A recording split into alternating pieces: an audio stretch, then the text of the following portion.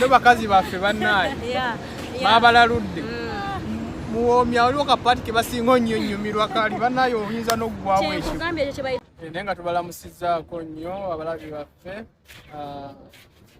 This is DX3 Media. Tuli wano olunaku olwaleero nga twagala kubaako nammwe twogerako. Twagala kubaako bye tuteesaako n'okubaako bye tuyisaamuko ebirowoozo okusinziira mbeera nga buyimiridde. Naye nga tubeebaza okuba nga mutulaba okufolowinga okutwagala n'okutwagaliza si kyangu nnyo. Naye okuba nga musazeewo mube naffe mutambule naffe n'okukkiriza tubatuuseeko ebirungi bye tubategekedde kuba byo tukyabireeta nga bingi. Olunaku olwaleero tugenda kuba nga tutambulira ku mulamwa nga twogera ku mwana muwala Sheebah Queen Kama mumumanyi sijja kugenda bingi naye nga gwe mulamwa olunaku olwaleero. Nine Proxon Aki wano ne Angel Malik.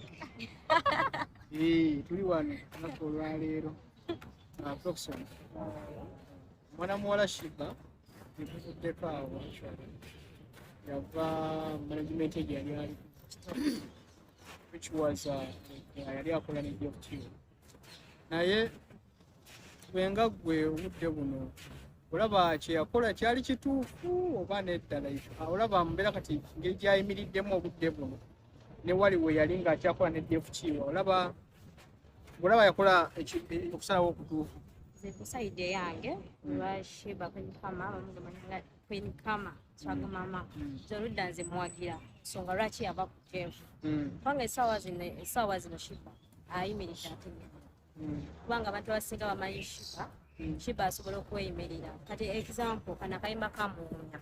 yakakubye nga talina manager naye very soon omanyi ba viewers omanyi aba following eyo video omanyi we yakikubye naye talina manager ne kansalewo kitegeera naye talina manager naye kakayimba katambulidde ddala naffe tuli Dubai naye tukamanyi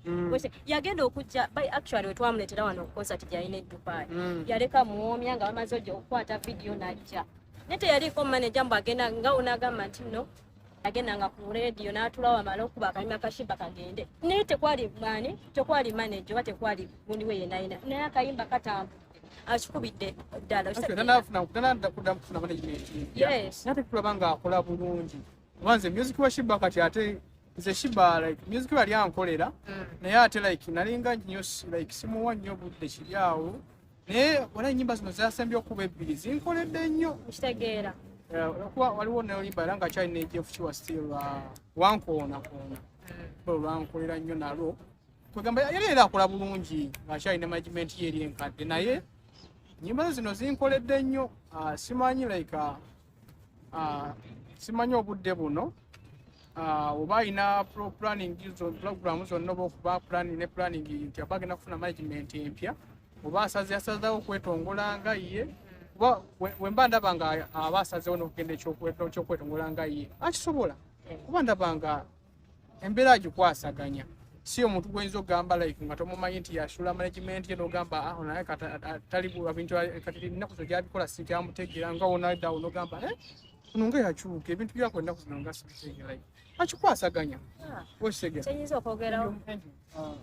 gwekirowoozaako nze ngenda kugenda ne Proxon kyayogedde ennaku zino waliwo improvement y'amaanyi sina nga alina tekitiwa etugala nti ekitwali kyomanyi kyakola yali atimanyi bulungi era yamukolera ebirungi naye yagaisibwaako Sheebah ali yekka kasiki era still akyakikuba atanga agenda kuba ate akyakikubira eddala nga muwulidde ekyo kyagambye nze kyemadde nze nabayinga Sheebah teyavaayo okwetongola ye kubanga reason omuyimbi agenda n'ayimba for example yazze Dubai bagendamu obukadde 15 Sheebah ayinza olabako obukadde 2 wavaayo n'agamba nti no kanveyo netengenene ezo zonna aba agenda zifuna ayongereko kikyagenda okuddako kubanga olaba ssente buli muyimbi yenna gyali ng'alina manager oyimbi bayinza obba nga bamusayiningidde like katugambe concert gyakubye ng'agenda funa obukadde nga 2 nyinza olabako obukadde bumeka 2 naye wenvayo neŋŋamba kaneetengene oba neetongole ezo sente ziyinza okunyambako n'enzimba ekyala enyenzimba ekyala for example waliwo gundi Sheebah akalango ke yakakuba bakayita West Water naye nze nagenza olaba Sheebah alina feeling Sheebah womwombulimu ateekamu obudde bwe ateekamu energy we kansubire mu kiraba akola ekintu nga kiri perfect yes kati nze kyenyinza okugamba Sheebah agenda kikuba ate akyakikubira ddala twala twakalaba ennyimba mmeka 2 kansalewo okitegera ne muwumya naye mwe mulabeemu nga tekuli manager lwakitnewaatazaako obudde buno ezo nnyimba kyatambulira kati nze ngamba yakikubye end of the year 2022 ze weŋŋamba omwana oyo yakifa bakulidde ddala okitegeera naye era ku saidi ya manager kati naye ate ne manager alina kyakuba ekyenjawulo actually kikweze nze Jeff Kiibwa yes nkuwa akasente katono nga bwogambye nti oyinza olabako miliyoni 2 ku miliyoni 15 nga ze z'omulimu naye ate nkutunda eri ensi whereby nti I aim higher sinja kugenda nkwatagane n'abantu bange mu America nga nfuba nnyo kulanga tutuukayo tukoleyo ekintu tugenda abantu batulabe si kukoma wano mu Africa wokuba mu Middle East osegera so sente zo like ajalabako obukadde 2 nga bwe muwadde naye ate like example gyenkuwa okutambuza omulimu ogwo si tulina okuteeka mu sente Queen Kama oyajja wano wa Sheebah oyajja wano wakiraba Sheebah akugambye sigwe omulundi ogusoose okujja Dubai baade omulundi gwakubeka wakusatu yes fine yamukolera way forward ne kati Sheebah amanyikiddwa tayinza wandiika oba tayinza kukola paperwork anagamba njagala agenda USA n'atalema genda Sheebah kati yavaayo takyalinga luli era manager yakozeeko kye yakola yesu tumwebaza naye kati Sheebah takyaliwo mbuno Sheebah asooka eyogereko nnyo kati amanyikiddwa kati Dubai wano Ramu amumanyi yes Bresnat amumanyi ba organizer bonna bamumanyi vibes kati nawe DX3 media nawe okola ki omumanyi takyeyogerera ekintu kyakola kimwogerera Sheebah takyali wantu ayitewo nze Sheebah you know I want to perform no ekintu kyeyogerera kyokka omanyi mu kutandika wali nange nabyenga Sheebah alinga yampa satisfaction already mukkiririzaamu naye mbadde wano nendowoozaamu nnyo Sheebah olowooza asobola okwetengerera obudde buno asobola okwetengerera nga tayetaaga management yes kwange emabegako twawulirako omugambo bu Jeff Shiwa nti nagenda mutwalako ennyumba wabiwulirako mbwaddusa agenze USA simanyi biki wabiwulirako ogamba Sheebah ennyumba omugambo twawulirako omugambo bamusalako omugambo mbu Jeff yamuyambye omukolera simanyi ennyumba biki naye abantu bagamba avudde ku Jeff agenda gwa miziki talina gyagenda naye yabakakasizza nti nonna kyensobola okukola okitegeera bamusalako omugambo era ennyumba biki naye kati tali wuwe music gwakubye tagenda akyalina Jeff nze Sheebah kyansanyusiza nnyo kubanga nze ndi fani wa Sheebah njagala nnyo Queen Kama by the way naye nze Sheebah kye yakoze kati Sheebah yakikuba amanyikiddwa takyajja Dubai ne bagamba ani oyo kyenyini ye nnyini yeetengenda yeeyogerera manyi Sheebah yasooka okutandika teyatandika na manager weyimba baby ontankude baby ntwala simanyi ndye ku ice cream oba okyamujuka ebiseera yalina manager nga yakajja alina manager webamulabira yawe yakubira simanyi baby ontankudde obwo obuyimba obujjukira dda twali tukyalina abato naye yali talina manager kyemanyi ne Sheebah gye yava n'akola ki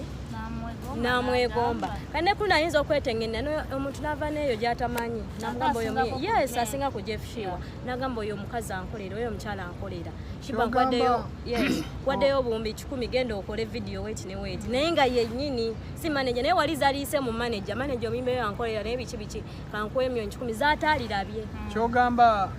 kuba kati Sheebah alina ku sente azifuna Sheebah mu kubyogedde ninga afunye ensonga ey'okugamba nti omuyimbi yonna kasoba ne ssente zotaka tewetaaga manager kyogamba omuyimbi nga alina ssente teyetaaga manager omuyimbi ng'afunye ssente kuba abasinga ndowooza aba yeetaaga support okumuyambako mu mbeera ya financial wise kyogamba kati nyinza kuwa example ya Diamond Platnumz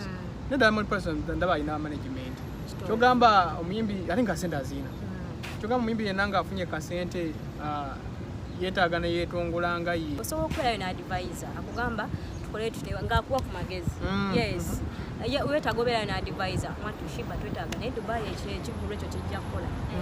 Uganda tukiteeka wano kigenda kuba that is advisor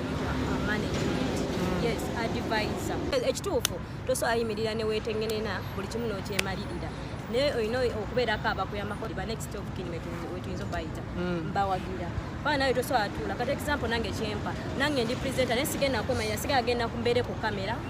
mbeere nga nzayogera mbeere zakwata ekivune edda buli omu beetaaga emirimu nange badde ne emirimu giba mingi tusobola kyemalira Yes, jjukira omuyimbi gwakola performance Yes. abasinga bano ekyokuzina bakyemalira Yes. whereby ngoyinza okuatinga classes okwongera mu dances strokes zo ndaba nga manager yeetaagisa manager bayimbi bangi nnyo betulabyeko